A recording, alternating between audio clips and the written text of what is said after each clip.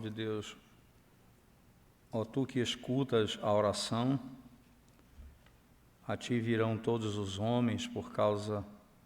Desculpa, ó tu que escutas a oração, a ti virão todos os homens. Apenas esse verso. A ti virão todos os homens, ó tu que escutas a oração.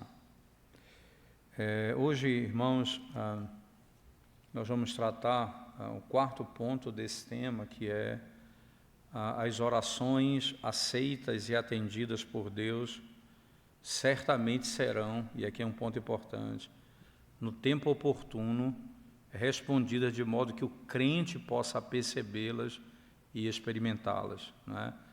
A oração que é aceita e atendida por Deus, ela vai ser, no tempo oportuno, percebida e experimentada por aquele que pediu. Esse é um ponto central. A resposta, ou esse experimentar dessa resposta, pode ser adiado, é verdade, mas jamais será esquecido, nem deixará de chegar.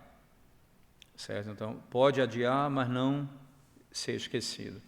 Então, tais orações, mais cedo ou mais tarde, transformação em louvor a Deus.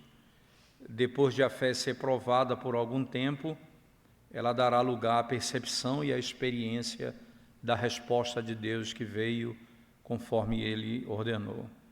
Então, a primeira coisa que a gente vai fazer diante desse tema é confirmar essa verdade, né, à luz da Escritura. Segundo, nós vamos mostrar quando essas orações são respondidas de maneira perceptível ao crente.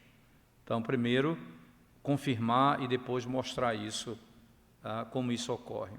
Primeiro aspecto, para confirmar essa verdade, vamos considerar alguns pontos. Primeiro, o interesse que o mediador tem nessa questão, o qual a torna absolutamente certa. O interesse que o próprio mediador tem. Note aqui, irmãos, é com base nos méritos de Cristo que a oração é aceita, é ouvida. E é por sua intercessão que ela é concedida. Então, aqui eu estou falando daquele que, por meio de quem ela chega diante de Deus e quem que intercede por nós. Assim, Cristo está diretamente interessado em que a resposta seja efetivamente recebida. Primeiro aspecto, primeiro ponto central.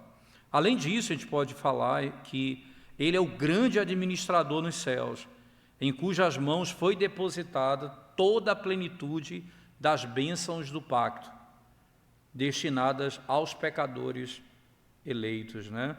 Como então poderia essa resposta deixar de vir, se a misericórdia pedida está depositada nas mãos do nosso intercessor?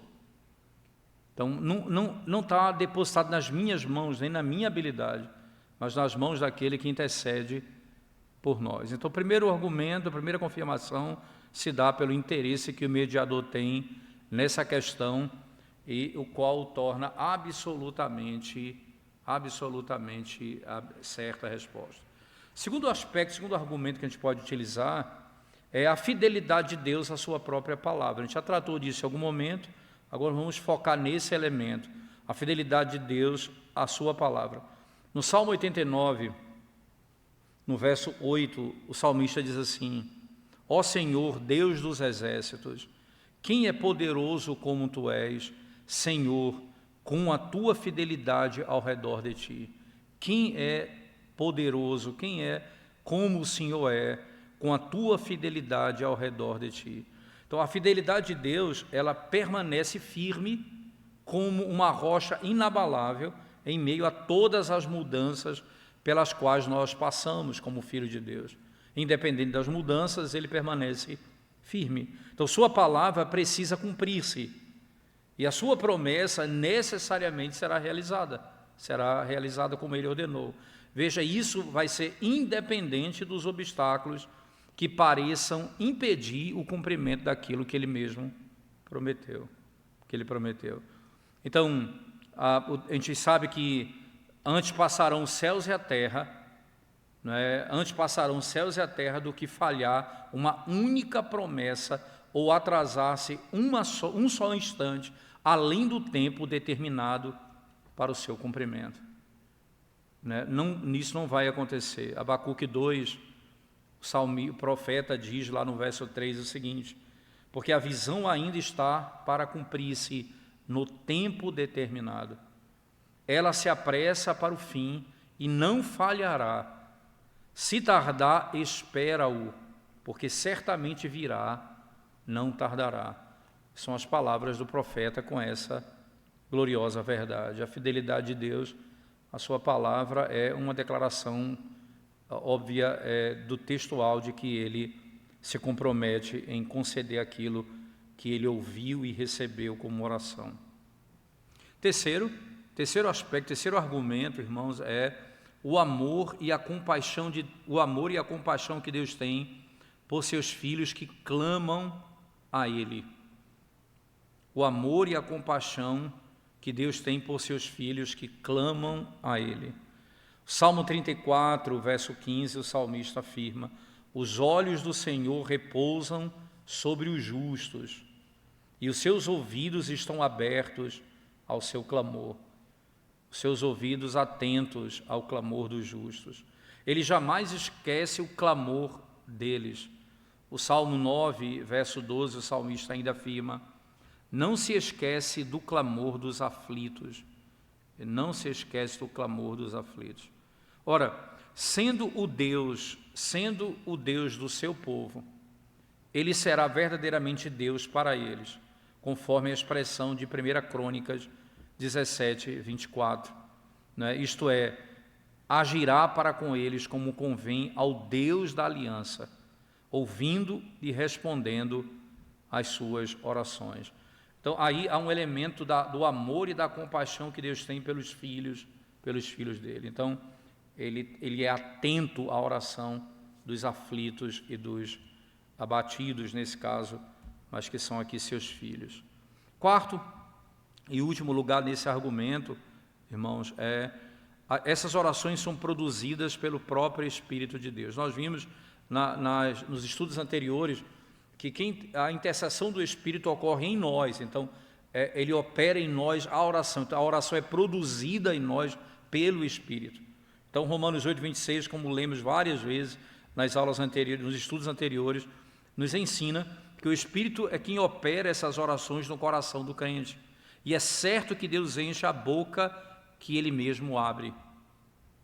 Ele enche a boca que Ele mesmo abre. Os santos desejos e anseios que Ele cria em seus filhos não permanecerão insatisfeitos, Ele mesmo os satisfará. Lembre que isso é operado pelo próprio Espírito de Deus em nós, né? É operado pelo próprio Espírito de Deus em nós. Então, aqui são quatro confirmações dessa verdade, né?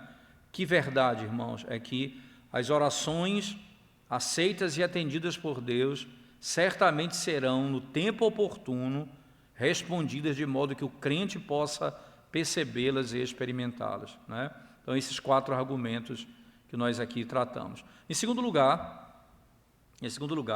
note comigo o que aqui nós aprendemos. Em segundo lugar, quando essas orações serão respondidas de modo que o crente possa percebê-las? Aí vem um detalhe. Quando é que isso vai acontecer? De modo que eu vou percebê-las, né? Qual o momento que isso acontece, né? De modo geral, irmãos, há 2 momentos em que Deus responde às orações que já foram aceitas e concedidas. O primeiro momento é ainda nesta vida, durante a peregrinação do crente neste mundo, ainda nessa vida. O primeiro momento. O salmista declara no Salmo 58, no versículo 11, ele declara o seguinte: na verdade, a recompensa para o justo. Há um Deus, com efeito, que julga na terra. Na verdade, há recompensa para o justo. Há um Deus, com efeito, que julga na terra. Os crentes hoje desfrutam de comunhão com Deus nesta vida e recebem respostas às suas orações como parte da provisão que seu Pai Celestial lhes concede para sustentá-los durante a caminhada pelo deserto deste mundo. Entretanto, é necessário notar É possível que alguém espere muitos anos pela resposta a determinadas orações. É possível, né?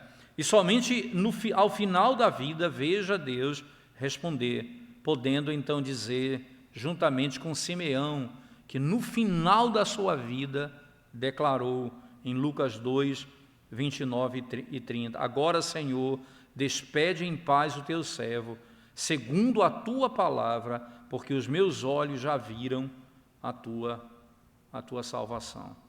Porque foi esperado por séculos, não é?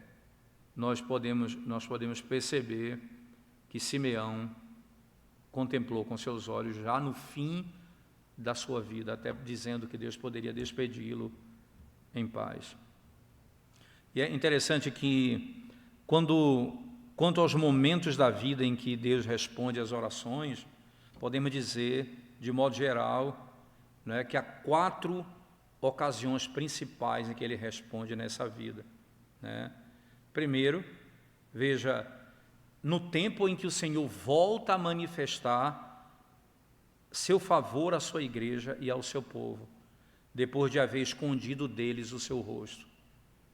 Então, quando Ele pune ou disciplina o seu povo, e com um tempo determinado, Ele volta a olhar com graça e misericórdia para a igreja, e ali Ele volta a abençoar o seu povo.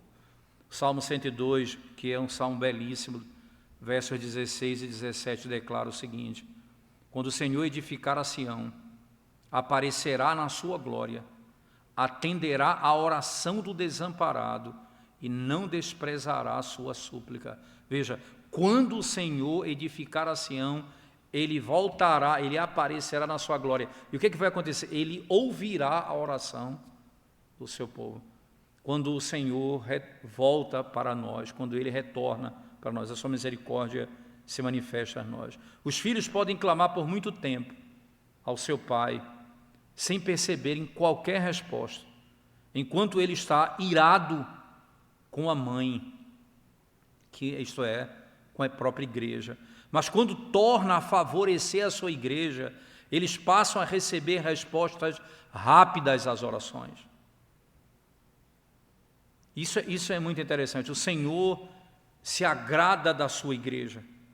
Tempos de reforma espiritual e de derramamento do Espírito Santo sobre uma nação são também tempos em que Deus responde às orações de pessoas em particular. Quando a bênção de Deus vem sobre a igreja dele, Ele responde às orações do povo em particular também. Ora, nós muitas vezes pensamos em nós mesmos, não pensamos no bem da igreja nesse aspecto. Isso deve nos ensinar a unir as necessidades públicas da igreja às nossas necessidades pessoais. Como Davi disse no Salmo 51, 18 e 19, faze bem a Sião, segundo a tua boa vontade, edifica os muros de Jerusalém. Lembre-se, Davi está confessando o seu pecado. Ele une a confissão, o perdão dos seus pecados com a bênção de Deus sobre Israel, sobre Jerusalém, sobre a igreja do Senhor. Note que isso é um ponto central para o nosso entendimento. O tempo em que o Senhor volta a manifestar seu favor à sua igreja e ao seu povo, depois de haver escondido deles o seu rosto. Esse é um tempo em que nós provamos aqui na terra das respostas de Deus, e aqui na terra nós provamos dessas bênçãos. Segundo aspecto, ainda nessa terra, o tempo da maior extremidade, quando a situação chega ao ponto máximo de desespero. O máximo de desespero. Deuteronômio 32, 36 diz assim a palavra de Deus: porque o Senhor fará justiça ao seu povo e se compadecerá dos seus servos, quando vir que o seu poder se foi e que já não há quem os ajude. Note bem, quando eles entenderem, não há ninguém que me ajude, o Senhor fará justiça ao seu povo e se compadecerá dos seus servos. Quando o povo de Deus chega ao ponto em que nada mais pode fazer, então chega um momento especial em que Deus começa a agir em seu favor. Isaías 41, 17 diz assim: Os aflitos e necessitados buscam águas e não as encontra. A sua língua se seca de sede. Eu, o Senhor, os ouvirei. Eu, o Deus de Israel, não os desampararei. Note, irmãos, eles buscam água e não encontram. O Senhor diz: eu não os deixarei, nem os abandonarei. Lembra quando Ismael foi deixado como morto? Foi então que Deus mostrou a Agar o poço de água. Exatamente nesses extremos que o Senhor nos faz ver. Foi quando Abraão estava para matar o seu filho, que Deus fez revelar o cordeiro que estava pronto para ser morto no lugar dele. Quando esse é um ponto central, né? Não estenda a mão sobre o rapaz. A voz do Senhor veio e declarou isso. Muitas vezes a sentença de morte já foi pronunciada sobre todos os recursos humanos. A situação parece colocada no túmulo e a pedra já foi selada. É justamente então que Deus opera sua ressurreição. Exatamente aqui. Foi essa a experiência descrita pelo apóstolo Paulo na segunda carta aos Coríntios, capítulo 1, verso 8 a 10. E foi também a experiência do povo de Israel, lá no Salmo 126, 1, quando o Senhor restaurou a sorte de Sião. Ficamos como quem sonha. Ficamos como quem sonha. Então, no tempo da maior extremidade, quando a situação chega ao ponto máximo de desespero, é o tempo em que nós ouvimos a resposta de Deus e provamos dela nessa vida. O terceiro aspecto que isso ocorre também conosco, irmãos, o tempo da mais profunda humilhação do suplicante. Quando aquele que suplica está completamente humilhado. É quando Deus o derruba de toda a confiança em si mesmo e o faz prostrar-se até o pó diante de seus pés.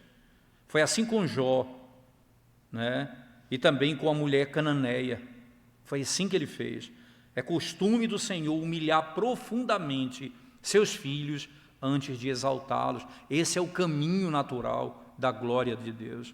Ele os esvazia completamente de si mesmo antes de enchê-los da sua graça. Eles precisam reconhecer plenamente sua indignidade, compreender que Deus nada lhes deve, submeter-se inteiramente à sua soberana vontade, tornar-se como uma criança desmamada, tranquila nos braços de seu pai. Esse processo pode exigir muitos golpes, irmãos, mas é assim que Deus prepara seus filhos para receberem sua misericórdia. Ele os leva a uma profunda humilhação. O Salmo 10, verso 17, gloriosamente diz: tens ouvido, Senhor, o desejo dos humildes, fortalecer-lhes-ás o coração e lhes acudirás. O Senhor tem ouvido e o Senhor fortalecerá o coração e acudirá o seu povo. Quarto e último nesse ponto, quando Deus ouve a oração, e nós provamos disso nessa terra, em quarto lugar, o tempo em que a misericórdia chega de maneira mais oportuna para a glória de Deus e para o conforto do seu povo.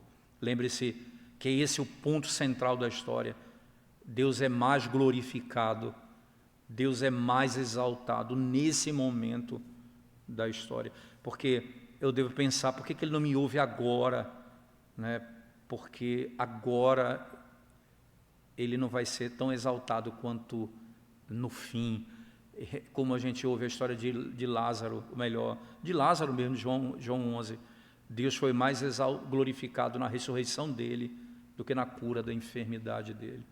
Ele foi muito mais exaltado na ressurreição de Lázaro do que na cura da sua própria enfermidade. Foi para a glória dele que aquilo aconteceu. Gálatas 6, verso 9 diz: a seu tempo ceifaremos e se não desfalecermos.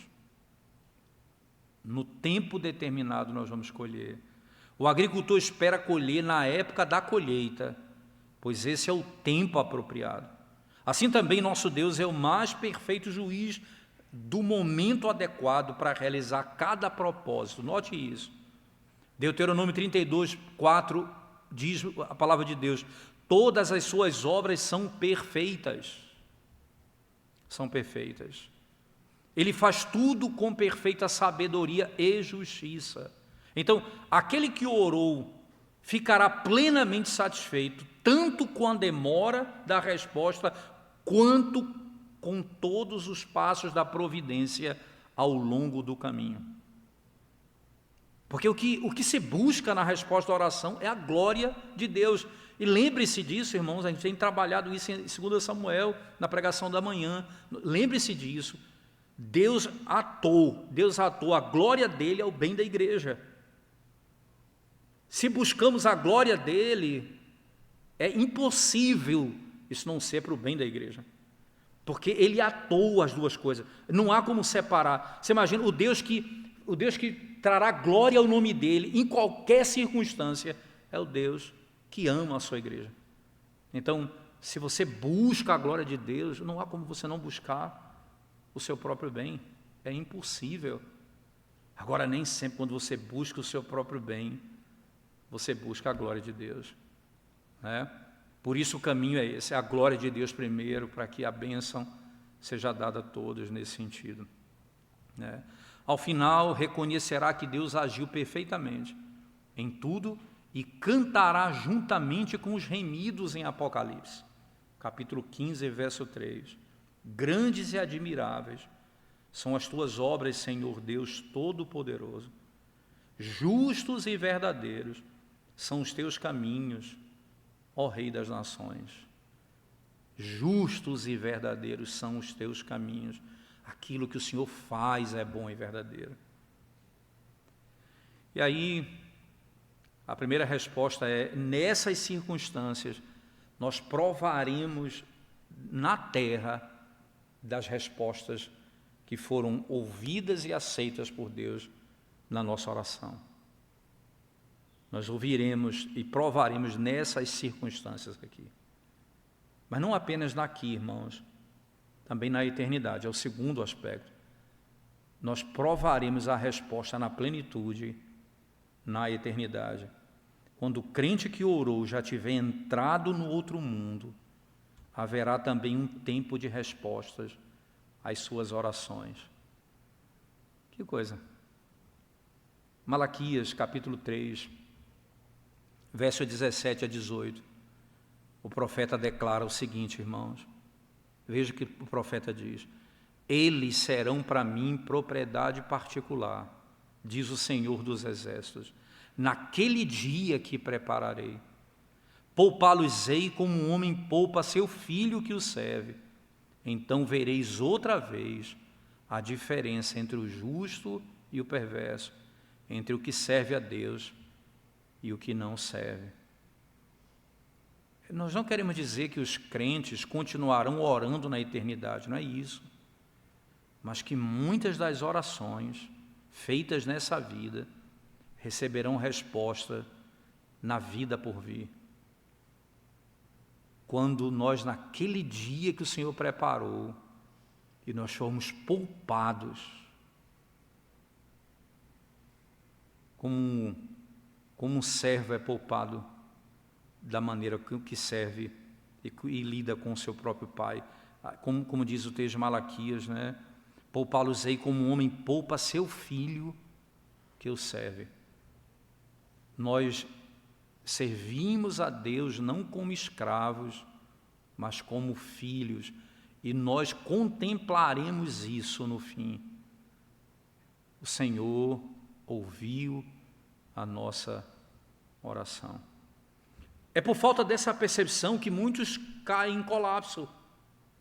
Lembra que esse capítulo 3 de Malaquias, ele está lidando com uma angústia que tomou conta da igreja naquela época, porque eles diziam: de que adianta servir a Deus se os ímpios prosperam, se os soberbos estão vivendo muito bem, enquanto aqueles que temem a Deus sofrem. Ele está dizendo: veja, naquele dia, você saberá mais uma vez a diferença.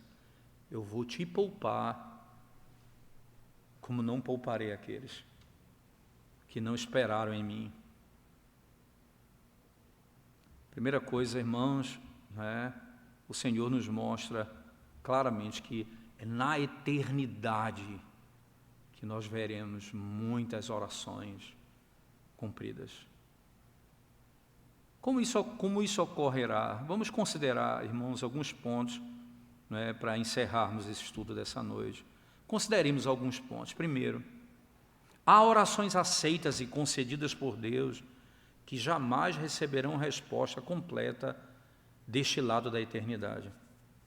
Contudo, eles certamente não ficarão sem resposta. O Salmo 9, verso 18 afirma: pois o necessitado não será esquecido para sempre, nem a esperança dos aflitos perecerá perpetuamente.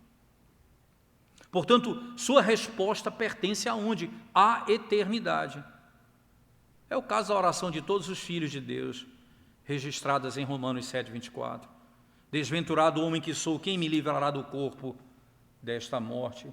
A resposta completa a essa oração será a vitória definitiva sobre todos os seus inimigos e a libertação para sempre que eles receberão.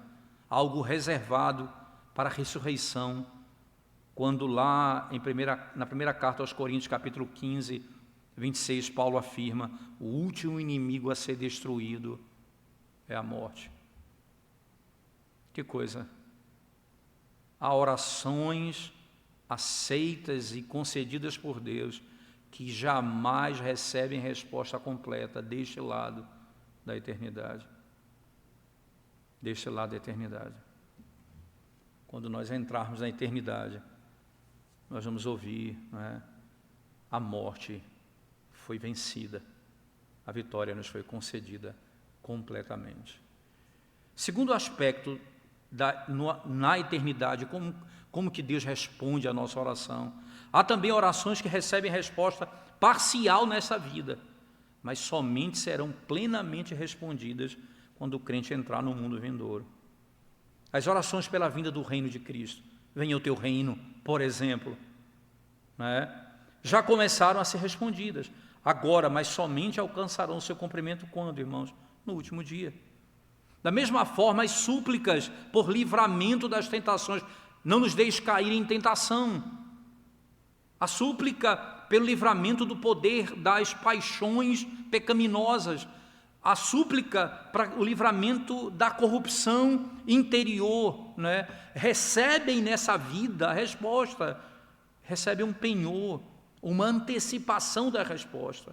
O Espírito habita em nós, mas o pleno cumprimento permanece reservado para aquele dia. Paulo escreve aos Romanos, no capítulo 16, verso 20, e o Deus da paz, em breve, esmagará Satanás debaixo de vossos pés. Há uma certeza inequívoca, irmãos. Satanás já foi destruído em Cristo, mas haverá um momento em que ele será plenamente lançado fora. O pecado já não me condena mais, mas haverá o dia em que nunca mais eu vou pecar. Você entende? O Senhor ouviu minha oração, mas a plenitude dessa oração só será manifestada na eternidade. Você sabe que muitos sofrem angústias profundas nessa vida, porque têm expectativas não bíblicas para esse tempo. As pessoas que chegam com muita luta, falando dos seus pecados, das suas lutas, dos seus sofrimentos, depressão, ansiedade, você encontra tantas lutas de todos os irmãos, de uma área ou outra da vida. O que leva normalmente ao desespero os irmãos? O que leva ao desespero? É uma expectativa que não é verdadeira. É que como se o Senhor fosse me livrar de todo o sofrimento nessa vida. A Bíblia diz: Ele enxugará dos meus olhos toda lágrima. Mas isso lá. Aqui nós vamos chorar muito ainda. Ele nos dará o consolo, nos dará ânimo, mas Ele promete que enxugará dos nossos olhos toda lágrima, lá. Essa é a promessa. Então você se conforta no que você tem e aguarda aquilo que virá, seguro e certo. Muitas das nossas lutas diminuiriam se não tivéssemos expectativas erradas, invertidas nesse mundo. Temos expectativas de eternidade nessa terra. A eternidade já alcançou nossa alma, mas não com toda a sua plenitude. Ela virá ainda na sua plenitude. E finalmente, meus irmãos, todas as orações aceitas daqueles que esperam no Senhor, tanto as que dizem respeito à alma, quanto as que dizem respeito ao corpo, serão respondidas plena e perfeitamente no céu. Ali, todas as promessas de Deus serão cumpridas em sua plenitude para sempre. Há muitas orações por livramento das tentações, das provações e dos sofrimentos, que Deus, em sua sabedoria, considera não ser oportuno responder completamente aqui. Mas naquele dia, todas elas receberão uma resposta definitiva. Como eu citei agora, repito, Apocalipse 21:4, e lhes enxugará dos olhos toda lágrima, e a morte já não existirá, já não haverá luto, nem pranto, nem dor, porque as primeiras coisas passaram. Não haverá luto, pranto, nem dor. Então cessarão todas as lágrimas, cessarão todas as lutas, todas as tentações, todas as aflições. Na glória, nenhuma oração aceita por Deus permanecerá sem resposta, pois cada promessa de Deus terá alcançado seu cumprimento perfeito e eterno. Perfeito e eterno. Portanto, ninguém pense que todas as orações que não recebem resposta durante esta vida estão perdidas. As orações feitas aqui com fé podem ter sua resposta adiada até que aquele que orou chegue à casa de seu Pai. Ali haverá, por assim dizer, uma segunda colheita de respostas às orações feitas nesse mundo. Então, você talvez me pergunte, quando uma resposta à oração chega, como podemos saber que ela é uma resposta a uma oração aceita e concedida por Deus, e não apenas o acontecimento da providência comum? A resposta seria: as misericórdias que vêm como resposta à oração tornam a alma mais santa. Se ela vem como resposta, ela torna a alma mais santa. Ela torna a alma mais sensível ao pecado e mais vigilante. As bênçãos recebidas apenas no curso da providência comum, porém, frequentemente se tornam laços e alimento para as paixões pecaminosas. Menos santo, menos grato. Davi disse, Salmo 6, verso 8, ele afirmou: apartai-vos de mim, todos os que praticais a iniquidade, porque o Senhor ouviu a voz do meu pranto. Veja que associação. Porque Ele ouviu a minha oração, apartem-se de mim os que praticam a iniquidade. O ter a oração escutada e ouvida produzirá o desejo de santidade. O desejo de santidade. Já, irmãos, a providência comum encheu os celeiros dos ricos insensatos. E ele então disse: alma, tens um depósito tens em depósito muitos bens para muitos anos. Descansa. Em vez de aproximá-lo de Deus, aquela prosperidade alimenta uma falsa segurança, uma falsa confiança naquilo que ele tem, naquilo que ele adquiriu, naquilo que ele prosperou. Segunda resposta àquela mesma pergunta. As respostas graciosas de Deus ampliam o coração em gratidão. Lembra das palavras do salmista mais uma vez, Salmo 116, versos 1 e 12. O salmista diz assim: amo o Senhor. Por que eu amo o Senhor? Veja, irmãos, porque Ele ouve a minha voz e as minhas súplicas. Veja como é ampliado a alma dele. Amo o Senhor.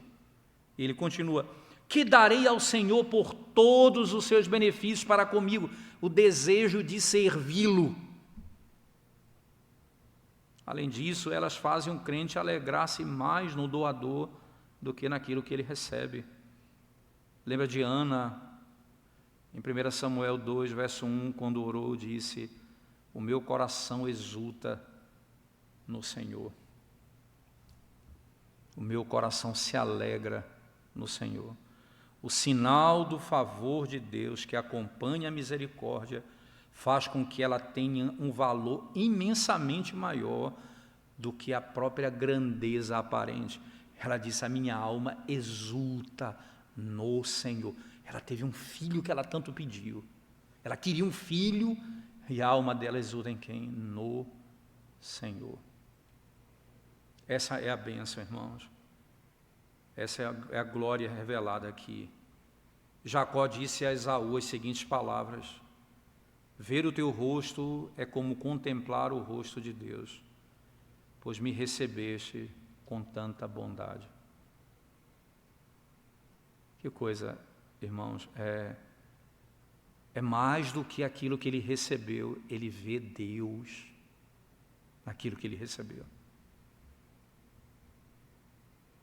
Quando uma bênção vem de Deus, segundo a aliança da graça, o pacto da graça, ela conduz novamente o coração para Deus, não para longe dele. As demais bênçãos, porém, não produzem necessariamente esse efeito. Aí vem um terceiro argumento, terceira resposta, que é a última delas. Essas respostas chegam no tempo oportuno, quando o coração já foi, em certa medida, preparado para recebê-los. Salmo 10, de novo, verso 17, diz assim: tens ouvido, Senhor, o desejo dos humildes, fortalecer-lhes-á o coração e lhes acudirás. A alma já foi moldada a uma disposição de submissão à vontade de Deus. Tens ouvido o desejo de quem? Dos humildes. O Senhor já modelou a minha alma, já quebrou o meu coração, já me humilhou na minha natureza. Os crentes que têm sido exercitados pela disciplina do Senhor aprendem até mesmo a temer que uma misericórdia lhes seja concedida cedo demais, antes que estejam espiritualmente preparados para recebê-las. As pessoas querem porque querem o que elas pedem. Elas não pensam que precisam ser preparadas para recebê-la. Todo solo é preparado para receber a semente. Você não meramente joga, você prepara. Essa última observação, ela é profundamente pastoral, irmãos. Essa é uma das grandes evidências da maturidade espiritual. É que o crente deixa de desejar apenas uma resposta rápida e passa a desejar uma resposta no tempo de Deus. Reconhecendo que o Senhor primeiro prepara o coração para receber a bênção e depois concede a própria bênção. O Senhor ouve a oração dos humildes. Eu lembro do texto de Deuteronômio 8, quando Moisés, escrevendo a história do povo de Deus, da libertação, até ali, ele diz: o Senhor te fez passar por terreno seco, serpentes abrasadoras, fome, sede, tudo isso para te humilhar, tudo isso para saber o que estava no teu coração, se guardarias ou não os seus mandamentos. Aí na sequência do texto, lá no verso 15 e 16, ele repete a mesma estrutura e acrescenta: e no final te fazer o bem. Deuteronômio 8, verso 1 em diante até o verso 16. Ele vai dizer: e no final te fazer o bem. Fazer o bem é, primeiro, ele me humilhou, ele revelou a maldade do meu coração, ele revelou a minha incapacidade de guardar, para que no final ele me concedesse o bem. Que é a grande transformação, né, da nossa vida. Costumo aqui, encerro apenas contando esse detalhe, que é narrado pelo Thomas Boston na obra dele. Ele diz assim: quando nós suplicamos a Deus e Deus não nos dá aquilo que pedimos imediatamente, por exemplo, ele dá um exemplo do filho que pede o pão nosso de cada dia dá-nos hoje. A Bíblia chega a dizer que nós que somos maus sabemos dar boas dádivas aos nossos filhos. Imagina o nosso Pai Celeste. Não nos dará o seu Espírito se pedirmos, ele fala isso. Mas aí vem um detalhe interessante.